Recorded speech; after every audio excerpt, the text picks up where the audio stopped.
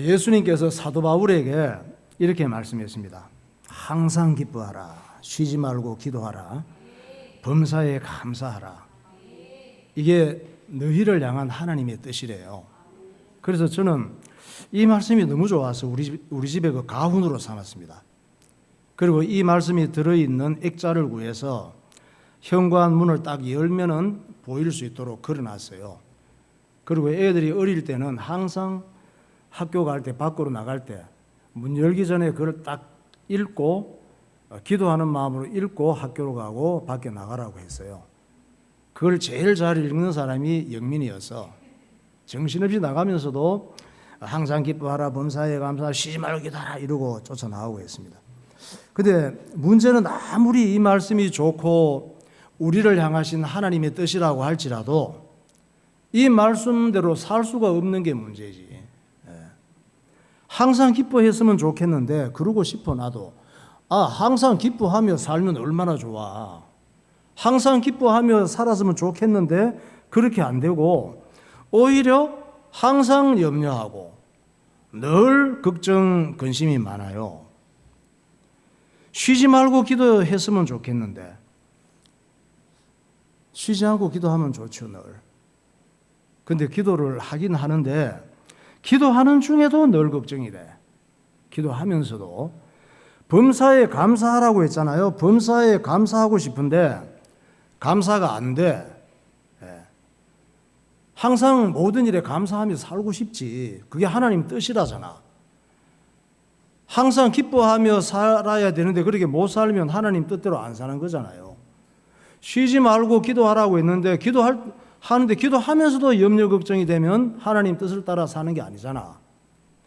범사에 감사하라고 했는데 범사에 감사가 안 되고 범사에 걱정, 염려, 불평, 불만이 많아. 그러면 하나님 뜻대로 사는 게 아니잖아. 나는 지금까지 어떻게 살아왔느냐? 늘 긴장하고 걱정하고 염려하고 불안해하며 살 때가 많았어요. 여러분은 안 그렇죠?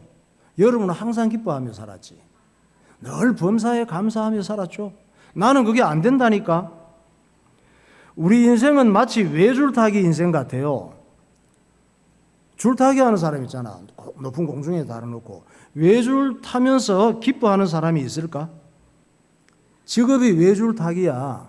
서커스 할 때 외줄 타는 직업을 가진 사람이 감사할 수 있을까? 외줄 타면서 막 긴장하면서 기뻐하면서 감사하면서 그렇게 탈 수 있을까? 그렇게 탈 수 있는지 한번 봐요. 외줄타기. 1등에 이쪽 저쪽에 줄을 걸어놓고 장대 하나 의지해서 이제 걸어가는 거예요. 저 사람 인상이 그렇게 기뻐하며 감사하며 이게 보여요 이게? 날마다 우리 인생이 외줄 타면서 산다면 항상 기뻐하고 감사하며 살 수 있을까? 저렇게 외줄 타면서 두근두근 저렇게 산다면 항상 긴장하고 불안하고 떨리고 떨어질까봐 다칠까봐 걱정되죠. 우리가 평생 살아가는 게 그래요. 목사님 자녀는 셋이거든요. 난 사모님이 임신하고 출산이 가까워올 때 사실 좀 걱정이 되고 불안했어. 왜냐? 기형아 나올까봐. 이제는 말할 수 있다. 사실 걱정할 필요가 없었는데 약간 걱정이 되더라고 그때는. 왜?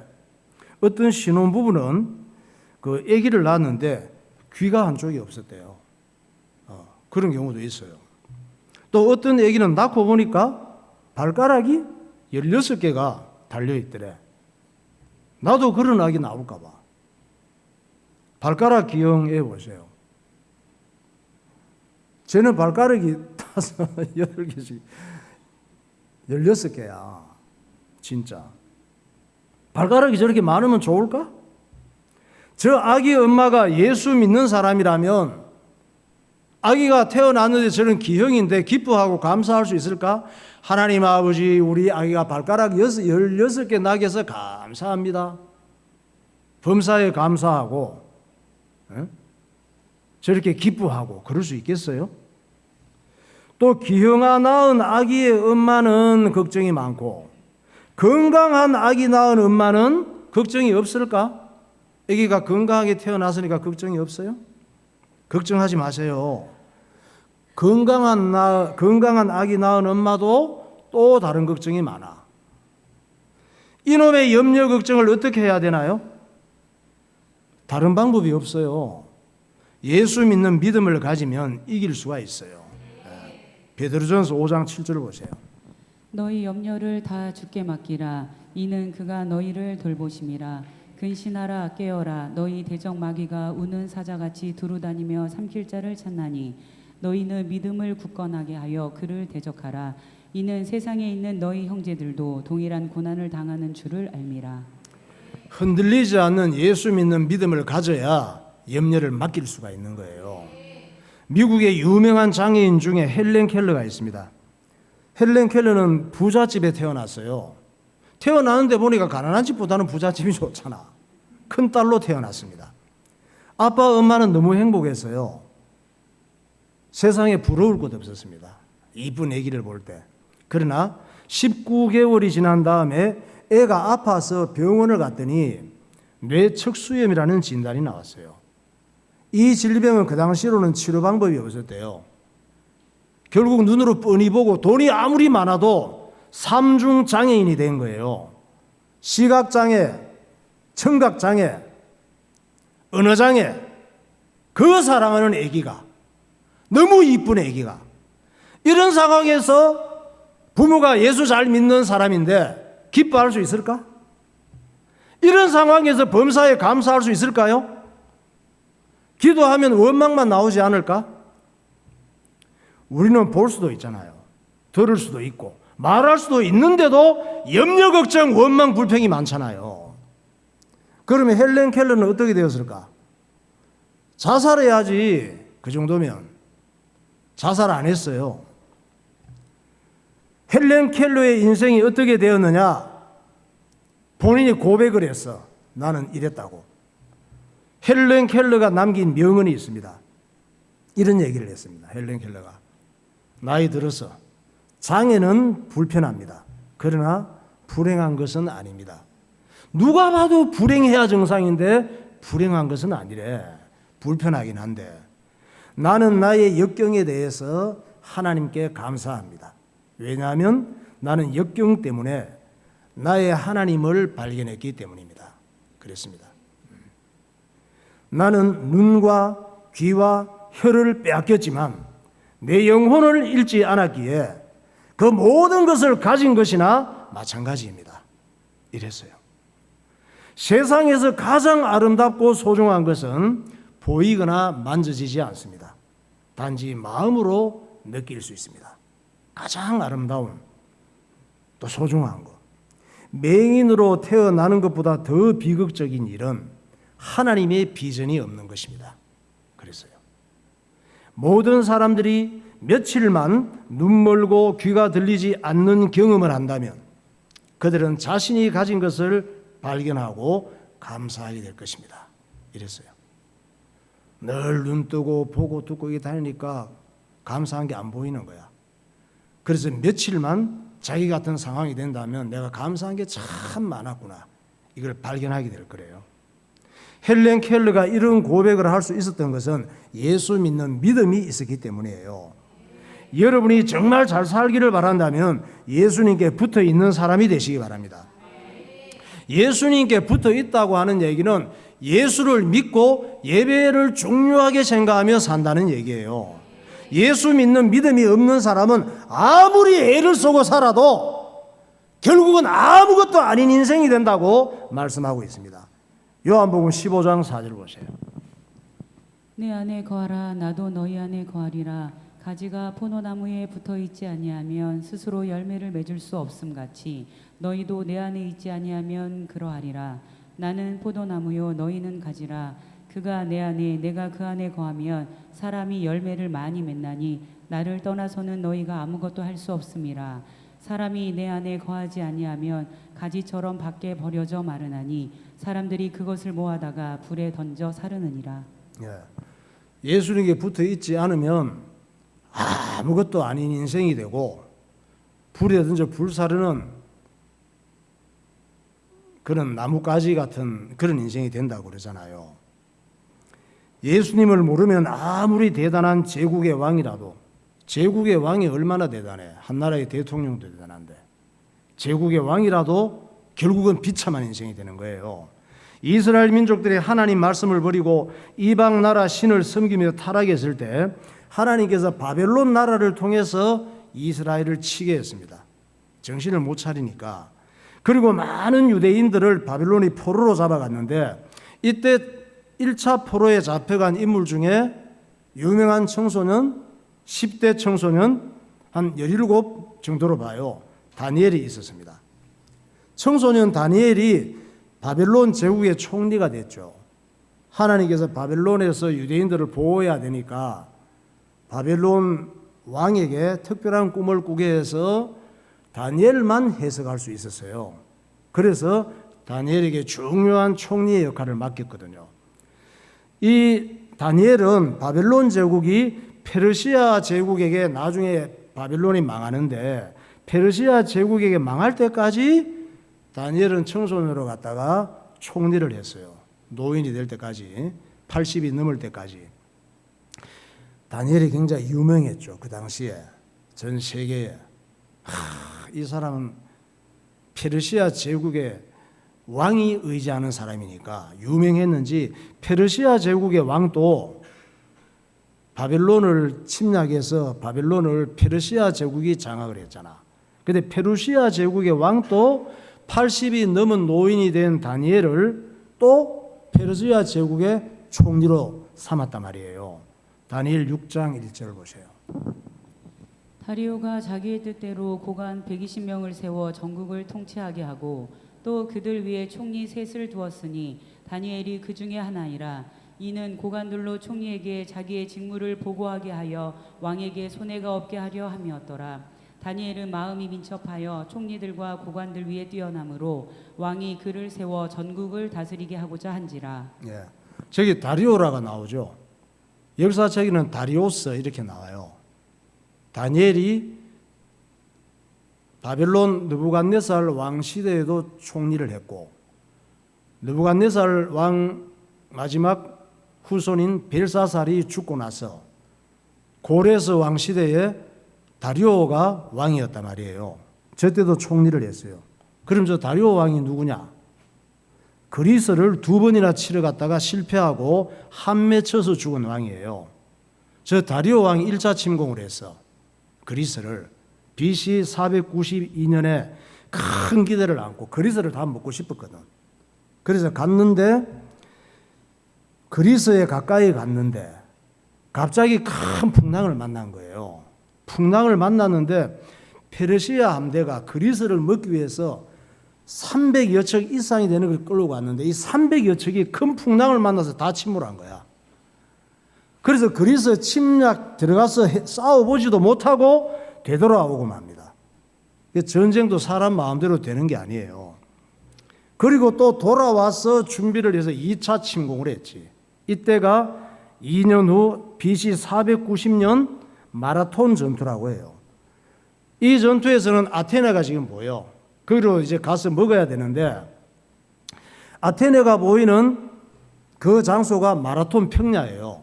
마라톤 평야에서 전투를 했는데 페르시아가 또 말도 안 되는 패배를 한 거야. 엄청난 대군을 끌고 갔는데 그리스 병사들은 지네가 페르시아를 이긴다는 건 이 말이 안 되는 거예요. 그런데 이긴 거야. 어쨌든지 간에 이겼다는 이 사실이 믿어지지가 않는 거지. 그리스 병사들이. 페르시아 병사들도 믿어지지 않아. 자기네들이 그리스 병사들한테 졌다는 사실이. 이렇게 해서 그리스 병사 중에 파발이 있어요. 늘 심부름 시키는 사람. 말은 다 죽고 없어가지고 사람을 직접 보낸 거예요. 아테네 본부에 가서 우리가 이겼다는 사실을 보고해라. 이래갖고 한 병사가 이 기뻐서 성전 소식을 아테네까지 뛰어가는 거야. 이때 이게 이제 몇 킬로나 되느냐? 한 42km 정도가 돼요. 뛰어가는데 지금은 마라톤 할 때 어떻게 준비를 많이 하잖아. 뭐 하프 코스, 뭐 올 코스 이래가지고 준비를 하고 다 호흡도 맞추고 이래가고 뛰는데 얘는 그때 마라톤이 올림픽에서 없었어. 그때까지는 없어가지고 그냥 뛴 거야. 너무 기뻐서. 열심히 뛰어가는데 워낙 잘 뛰는 애니까 가서 보고를 냈지. 우리가 이겼다! 그러고 죽은 거야. 소리를 치고는. 숨이 차서 죽었는데 이걸 기념해서 생긴 종목이 마라톤이에요. 올림픽에서 그때부터 마라톤 경기가 생긴 거예요. 이 다리오 왕이 2차 침공 후에 죽었어. 스트레스를 얼마나 받았겠어. 자존심도 상하고 창피하고. 이 뒤를 이은 왕이 아수에로 왕이에요. 아수에로 왕은 누구의 남편? 유대인 왕비 에스더의 남편 왕이에요. 아수에로 왕은. 에스더 1장 1절을 보세요. 이 일은 아하수에로 왕 때에 있었던 일이니 아하수에로는 인도로부터 구스까지 127 지방을 다스리는 왕이라. 당시에 아하수에로 왕이 수산궁에 즉위하고 아하수에로 왕이 명령하여 왕후 와스디를 청하여도 오지 아니하였다 하는 왕후의 행위에 소문이 모든 여인들에게 전파되면 그들도 그들의 남편을 멸시할 것인즉. 17절 안 나왔나? 예. 자, 어쨌든 이 아하수에로 왕이 아버지 다리오 왕의 뒤를 이어서 왕위를 이어받았는데 이분이 에스더의 남편이에요. 이 왕이 자기 아버지의 다리오 왕의 한도 풀어드리고 그리고 제국도 더 키우기 위해서 그리스를 침공하는데 이게 몇 차 침공? 3차 침공이에요. 이게 BC 480년 살라미스 해전이라고 그래요. 이 전쟁에서 페르시아군을 또 막아내는 거야, 그리스가. 이 막아내는데 큰 공헌을 한 군대가 스파르타 군대예요. 그래서 스파르타식이라고 하면 유명해. 스파르타 병사들은 용감하기 짝이 없거든. 스파르타 그때 막아낸 왕 한번 봐요. 저분이야. 300 영화에 나온 주인공이야. 그런데 스파르타 그 당시에 왕이 저렇게 생겼을 것 같아. 가장 비슷한 사람을 주인공으로 세우니까. 결국 아하수에로 왕도 그리스 3차 침공에 실패하고 죽어요. 그리고 그의 아들 아닥사스다가 왕위를 이어받는 거예요. 이 아닥사스다 때 밑에서 술관을 하신 분이 누구예요? 느헤미야 선지자야. 느헤미야가 모셨던 왕이 아닥사스다 왕이란 말이에요. 그러면 3차 전쟁 한 다음에 그리스는 어떻게 됐느냐? 이제 페르시아가 더 쳐들어갈 힘이 없어. 전쟁하면 어마어마한 군비가 들거든. 병사들 월급도 많이 줘야 되고 시간도 몇 년씩 걸리고. 그런데 더 이상 페르시아가 쳐들어오지 않으니까 3번이나 말도 안 되는 패전을 했으니까 힘도 없지. 그래서 페르시아가 더 이상 쳐들어오지 않으니까 이제는 이 그리스가 폴리스 도시 국가들이었거든. 자기네 도시 국가들끼리 싸워요. 외부에서 쳐들어오지 않으니까. 그것이 펠로폰네소스 전쟁이에요. 펠로폰네소스 동맹국이 있고 델로스 동맹국이 있는데 이 둘이가 다 그리스 나라의 도시 국가의 동맹이야. 지네들끼리 또 싸우는 거야. 그리스가 페르시아가 안 쳐들어오니까. 언제까지 싸워? 27년간 피 터지게 싸워요. 전국토가 초토화가 되는 거지. 도시국가 중에 자기가 전체를 다 장악하려고 그리스를. 펠로폰네소스 전쟁 보세요. 스파르타라고 하는 도시국가가 있죠. 아테네가 있고 그리고 저기에서 진출로 쭉 나와가지고 전쟁이 27년간 지네들끼리 싸우는 거예요. 내전이죠. 내전은 일어나면 어떻게 돼요? 나도 죽고 너도 죽는 거야. 다 죽는 거예요, 같이. 가정도 내전이 일어나면 안 돼요. 가족들끼리 다투고 싸우면 안 돼요. 가장 어리석은 거예요. 같이 죽는 거야. 교회에서도 내전이 일어나면 안 돼요. 바깥에서 오는 공격은 막을 수가 있고 싸울 수가 있는데 내전이 일어나면 대책이 없는 경우가 많아. 마귀의 역사예요. 국가도 내전이 일어나면 안 돼. 그리스도 내전이 일어나서 망한 거예요. 어쨌든 우리는 사이좋게 살아야 돼요. 능력 중에 가장 큰 능력이 사이좋게 사는 능력. 믿습니까? 사이좋게 사는 능력이 진짜 능력이에요. 그래서 이 내전을 뒤에서 지켜보고 있는 스파르타 아테네가 취급하지 않는 그런 도시가 있었어. 그것이 마게도냐예요. 여기에서 이들을, 그 사람은 올림픽에도 마게도냐는 쌍놈이고 취급을 안 해서 올림픽에도 안 끼워줬어. 스파르타하고 아테네가. 그리스 외방에서 취급을 안 했어요. 마게도냐에서 이걸 지켜보는 사람이 있었어. 빌립 왕이야. 알렉산더 아버지가 빌립 왕이에요. 이걸 자기를 무시하고 자기가 볼모로 잡혀갔던 테베하고 그런 국가가 있었는데 이들을 다 지켜보는데 기회만 보고 있었어. 그래, 니네들끼리 싸워라. 내가 너희들 다 먹어줄게. 딱 보고 있었어. 기회를 보던 이 빌립 왕이 적절한 시간에 완전히 아테네, 스파르타 이 동맹국들이 엉망이 됐을 때 쳐들어가서 그리스를 통일시켜 버립니다. 그리고 그리스를 3번이나 침략했던 페르시아에 빌립 왕이 도전장을 내고, 이거는 페르시아 제국은 엄청난데 한번 싸워보자 이거지. 대단하지. 복수하기로 마음먹었어요. 그런데 전 세계를 다 먹을 것 같던 빌립 왕도 허무하게 암살이 돼버려. 누구한테? 자기를 지키던 사람한테 죽이는 거야. 다른 적들은 못 죽여요. 가까이 있는 사람이 죽이는 거야. 그리고 빌립 왕의 아들 알렉산더가 20살에 왕의 자기 아버지의 왕위를 이어받는 거예요. 20살은 좀 어리지. 근데 안 어려. 20살도 세상을 다 삼킬 수가 있습니다. 우리 청년들도 세상을 다 먹을 수가 있어요. 그 당시에. 어리지 않다니까. 그래서 이 알렉산더 왕이 어떻게 됐느냐. 엄청난 제국 페르시아를 꺾고 헬라 제국을 일으키는 거예요. 하나님께서는 헬라 제국 때 히브리어로 된 성경을, 그 당시 세계 공용어가 헬라어가 된 거야.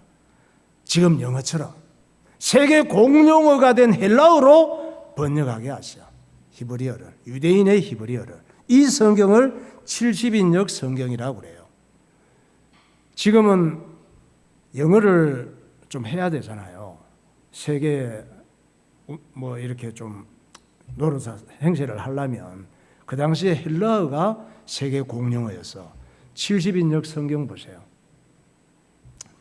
저 성경의 왼쪽은 히브리어고 너무 작은데 오른쪽이 헬라어예요. 저걸로 번역이 됐어. 그래서 하나님 말씀이 좀 생각이 있는 사람들은 헬라어로 된 성경을 보면서 미리 나중에 예수님이 오셔서 복음 전할 때 복음을 받고 마음을 열 사람들이 저때 준비가 많이 됐단 말이에요. 그러니까 아무리 대단한 제국의 왕이라도 만왕의 왕이신 예수님께 붙어있지 않으면 일회용 생수통처럼 쓰임받다가 허무하게 사라지고 그 영혼은 지옥에 갈 뿐이에요. 찬양하겠습니다. 나 무엇과도 주님을 바꾸지 않으리.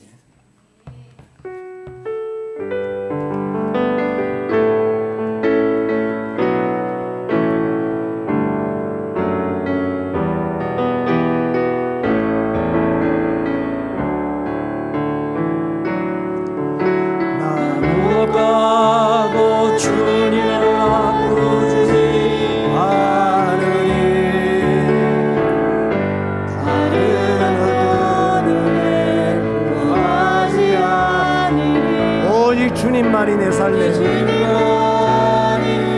삶의 도리시니 주의 얼굴 보기 원합니다. 주님 사랑해요. 주님 사랑해. 온 마음과 정성 다해. 온 마음과 정성 다해. 하나님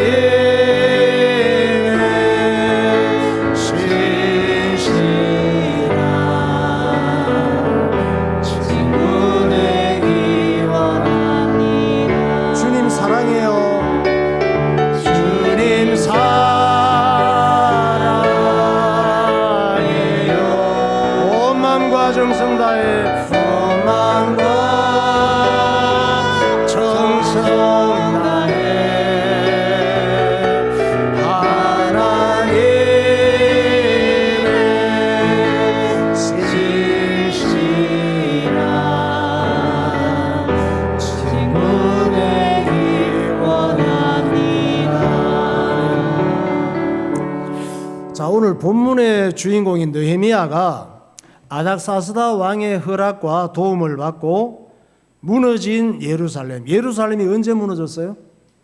바벨론 느부갓네살 왕 때 무너졌잖아. 이때 무너진 예루살렘에 와서 성벽 건축을 아닥사스다 왕의 허락을 받고 와서 잘 마쳤단 말이에요. 그 다음에 한 일이 뭐예요? 찬양단을 세우고 찬양단 중후에 하나님 앞에 찬양하는 거, 그리고 예배 지도자를 세우고 예배 인도자, 그리고 정치인들을 세우고, 그 다음에 한 일이 뭐예요? 수문학 광장에 다 모여서 하나님 말씀을 듣고 해석하는 은혜 받는 집회를 가졌잖아요. 그 다음에 어떻게 해서 이스라엘 민족들이 하나님 말씀을 들으면서 자기들이 얼마나 잘못되어 있는지, 조상들로부터 타락했는지, 예수님이 오실 그런 민족으로 부름받았지만은 이렇게 잘못된 행동을 한 데 대해서 울고 회개하고 난리가 났잖아. 그러니까 느헤미야가 온 목적이 그 위에서 왔거든. 그런 집회를 하고 울고 회개하고 다짐을 하는 거 보고 너무 보람있고 하나님 앞에 감사한 거예요. 그 다음에 마지막으로 모든 지도자들을 모아가지고 뭐해서 백성을 대표해서 서약서를 썼잖아. 서약서를 쓰고 서약서에 사인을 하고, 그리고 서약서대로 살겠다고 다짐을 하고 결단을 했잖아요. 그들이 서약하고 결단한 내용이 몇 가지가 너무 중요한 거 세 가지. 첫째는 내 자식들을 하나님 모르는 이방인과 절대 결혼시키지 않겠습니다. 이거 약속을 했어. 두 번째, 안식일, 주일을 철저하게 지키고 예배드리겠습니다. 이 서약을 했어요. 세 번째, 성전이 너무 중요한 거야. 왜? 은혜 받고 믿음으로 살아가는 이 시설이니까 성전을 잘 관리하고 또 주의 종들, 제사장들을 잘 챙기고 11조 생활을 철저히 하겠습니다. 이 약속을 한 거예요. 이렇게 하고 나니까 느헤미야가 한숨이 놓이는 거야. 이제 내가 중요한 일을 여기까지 잘 해냈구나. 하나님 앞에 감사합니다 하고 마음이 좀 놓이는 거야. 이제 어떻게 해야 돼요? 페르시아 왕에게 약속했잖아. 내가 이런 일들을 하고 돌아오기로. 그래, 이만하면 됐다. 이제 내가 없어도 얼마든지 잘해갈 거야. 이렇게 생각을 했지. 그리고 이 느헤미야는 성벽을 건축하고 예루살렘을 안정시키는 것은 그 당시 페르시아 제국의 예루살렘이 속국이었기 때문에 예루살렘의 안정과 경제력은 페르시아에도 큰 도움이 되는 거예요. 그러니까 이렇게 지원해 줬지, 모든 물품들을. 그리고 아닥사스다 왕에게 약속한 대로 페르시아로 돌아가요. 느헤미야가 몇 년 만에 돌아가느냐? 와서 정신없이 지나는데 12년이 지났어. 예루살렘에 왔어. 성벽 건축하고 이렇게 안정지고. 우리는 지금 주일날 잠깐 얘기를 했는데 이게 많이 걸리는 거야, 시간이. 그래 12년 만에 돌아가는 거예요. 느헤미야 1장 1절. 하가랴의 아들 느헤미야의 말이라. 아닥사스다 왕 제12년 20년 기스르월에 내가 수상궁에 있는데 그때에는 내가 예루살렘에 있지 아니하였느니라. 바벨론 왕 아닥사스다 32년에 내가 왕에게 나아갔다가 며칠 후에 왕에게 말미를 청하고. 예루살렘에 올 때는 20년이고 갈 때는 32년이니까 12년 만에 돌아가는 거죠. 페르시아에 돌아가서 아닥사스다 왕을 12년에 만났잖아. 12년 만에. 그래서 예루살렘의 상황을 어떻게 해야 돼? 보고해야 되잖아. 왕이 많이 지원해 줬으니까. 마마 왕께서 허락해 주시고 많은 건축 물자를 지원해 주셔서 예루살렘 성벽 공사를 잘 마쳤습니다. 그리고 내 동생 하나니와 영문의 관원인 하나냐에게 예루살렘 통치를 맡겼습니다. 앞으로 예루살렘은 임금님과 페르시아 제국 경제에 큰 도움이 될 것입니다. 성은이 만극하옵니다. 마마 이렇게 보고를 했지. 그리고 얼마가 지났는데 느헤미야가 어떤 사람이에요? 하나님 앞에 기도하는 사람이잖아. 하나님 앞에 계속 예루살렘을 위해서 기도하는데 마음이 불안한 거야. 걱정 염려가 많이 생기는 거야. 그래서 예루살렘에 다시 가봐야 될 것 같은 생각이 드는 거예요. 그래서 임금님에게 또 부탁을 했지. 임금님, 제가 아무래도 예루살렘 좀 가서 잘하고 있는지 보고 와야 되겠습니다. 허락을 다시 받았어요.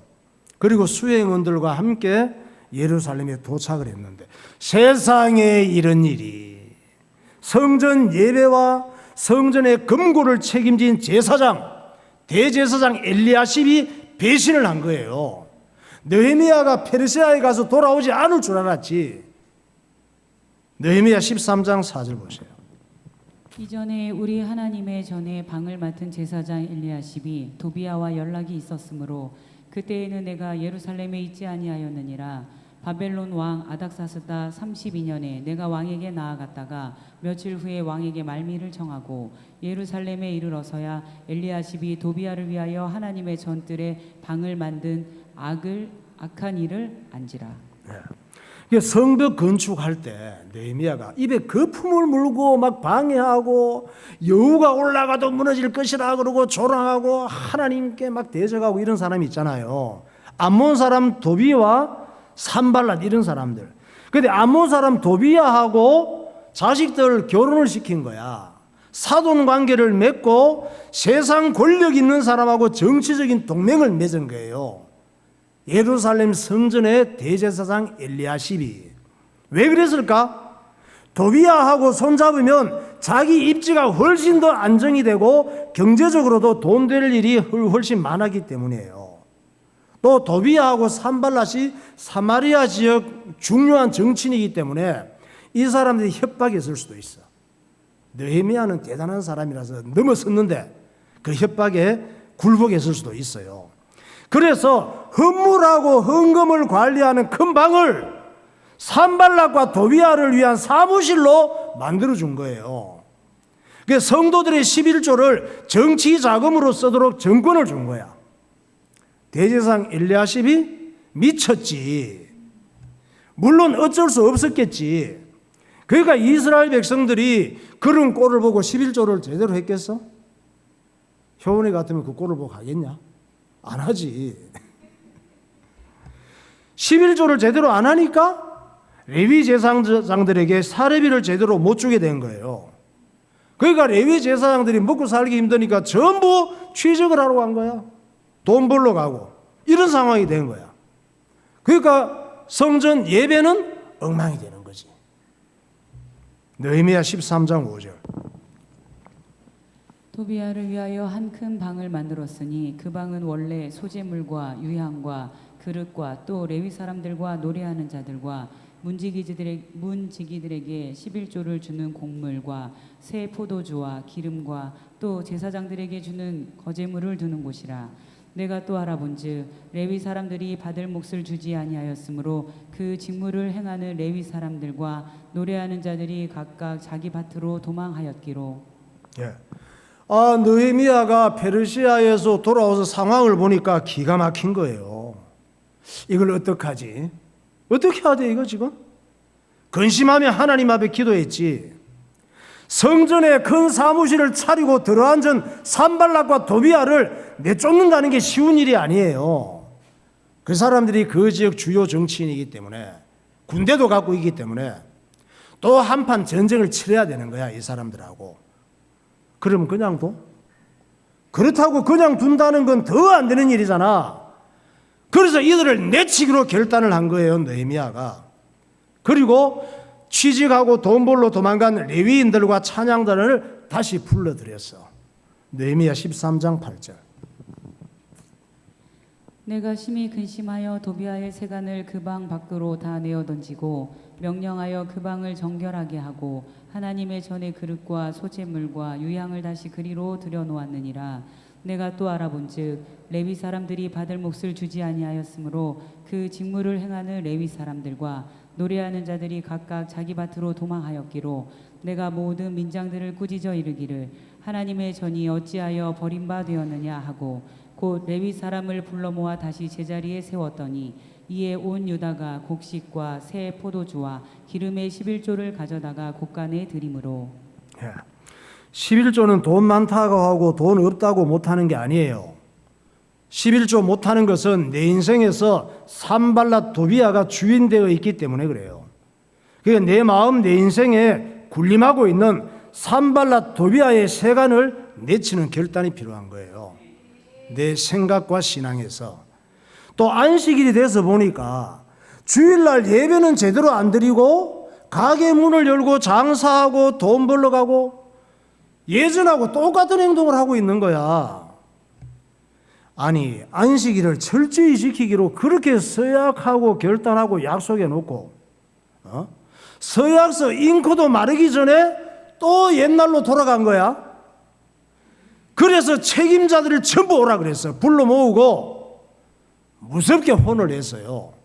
느헤미야는 페르시아 황제가 보낸 총독이기 때문에 권력이 대단했어. 까딱 잘못 보면 페르시아 군이 쳐들어올 수가 있거든. 그러니까 지도자를 전부 불러 모았지. 혼을 냈습니다. 느헤미야 13장 5절 15절. 그때 내가 본즉 유다에서 어떤 사람이 안식일에 술투를 밟고 곡식단 나귀에 실어 운반하며 포도주와 포도와 무화과와 여러 가지 짐을 지고 안식일에 예루살렘에 들어와서 음식물을 팔기로 그날에 내가 경계하였고 또 두로 사람이 예루살렘에 살며 물고기와 각양 물건을 가져다가 안식일에 예루살렘에서도 유다 자손에게 팔기로 내가 유다의 모든 귀인들을 꾸짖어 그들에게 이르기를 너희가 어찌 이 악을 행하여 안식일을 범하느냐 너희 조상들이 이같이 행하지 아니하였느냐 그래서 우리 하나님이 이 모든 재앙을 우리와 이 성읍에 내리신 것이 아니냐 그럼에도 불구하고 너희가 안식일을 범하여 진노가 이스라엘에게 더욱 심하게 임하도록 하는도다 하고. 안식일 날 보니까 또 조상들이 했던 망할 짓을 하는 거야. 이 느헤미야가 보니까 속이 타는 거예요. 여러분, 주일날은 구별된 날이에요. 하나님께서 복주시기로 작정한 날이에요. 주일 예배는 시간을 드리고 물질을 드리고 내 영혼과 내 인생은 하나님의 것이라고 인정하고 안식하는 날인 거예요. 또 가만 보니까 자식들을 결혼시키는데 하나님께서 금지하신 아스돗, 암몬, 모압 출신의 자식들과 결혼시키는 거야. 아스돗은 블레셋 사람의 자손들이에요. 왜 그랬을까? 믿음보다 경제력이 더 중요한 거야. 믿음보다 직장이 더 중요해. 조건이 더 중요해. 외모가 더 중요하게 본 거예요, 이들이. 그래서 어떻게 됐느냐? 유대인 자식들이 유대인 말을 잘 못하는 애들도 있는 걸 본 거예요, 느헤미야가. 그럼 유대인들이 유대인 말을 잘 못할 수도 있지. 미국 여자하고 결혼했는데 그 자식들이 한국말을 잘 못할 수도 있지. 한국 사람이 미국 여자하고 결혼했으면 그럴 수도 있잖아요.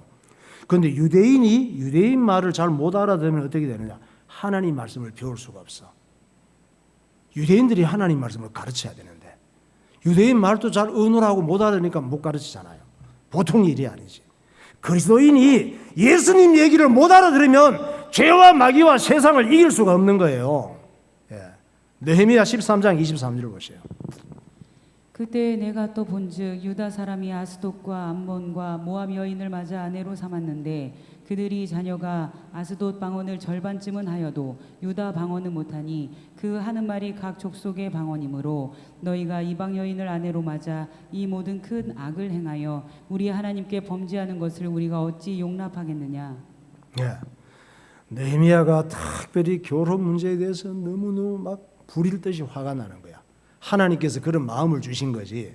느헤미야가 대단한 사람이야. 이걸 보니까 느헤미야가 너무 기막히고 당황스럽고 이스라엘 민족의 미래가 걱정이 되는 거예요.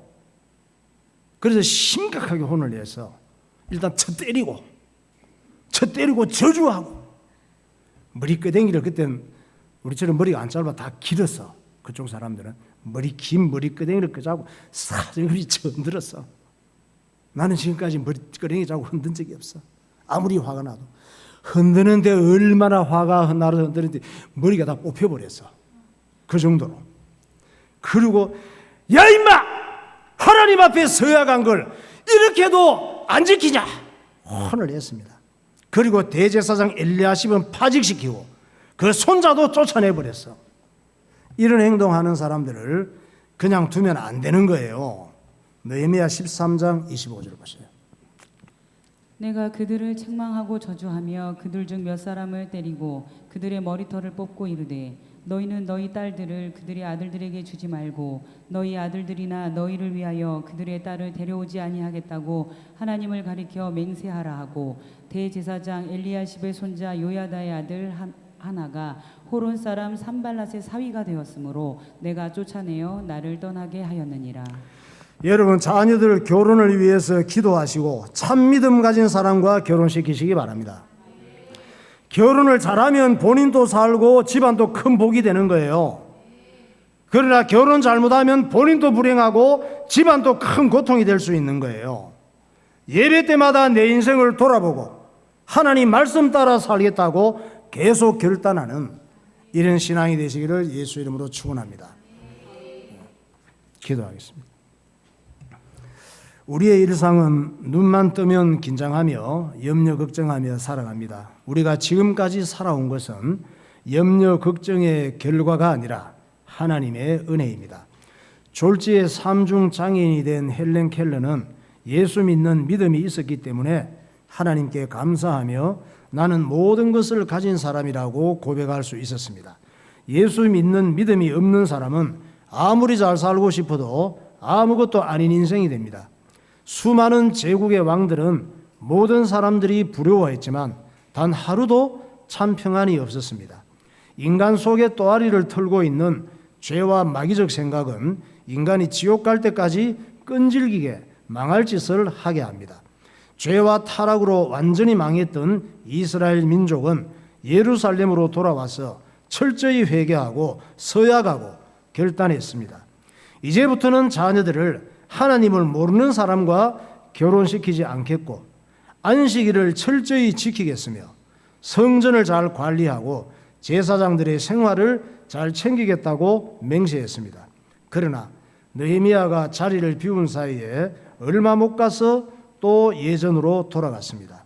하나님 아버지, 나를 잠시라도 죄와 세상을 이길 수 없는, 나는 잠시라도 죄와 세상을 이길 수 없는 연약한 존재임을 알게 하시고 예배 때마다 오직 예수로 살겠다고 결단하는 사람이 되게 하옵소서.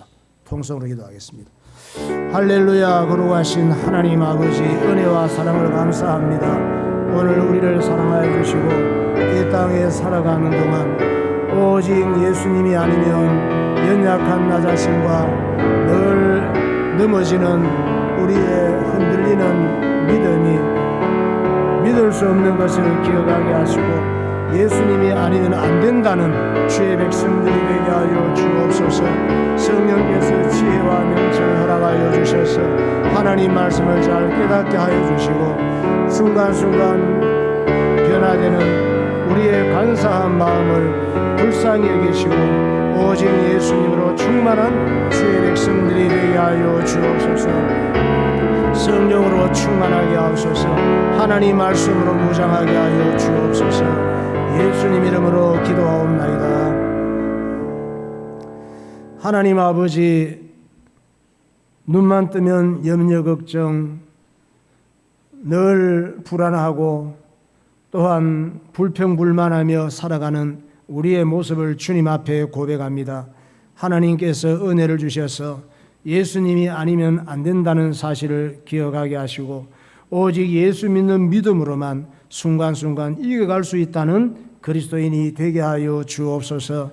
이 땅에 대단한 것들이 우리 육신으로 볼 때 대단해 보이지만 바람같이 사라질 것들이고 하나님 앞에 가치 없는 인생은 제국의 황제라 할지라도 일회용 생수병처럼 있다가 없어지는 존재인 것을 기억하게 하시고 하나님 앞에 순간순간 가치 있는 삶을 살게 하시고 하나님의 말씀을 순종하는 것을 생명보다 더 귀하게 여기는 참 그리스도인이 되게 하여 주옵소서.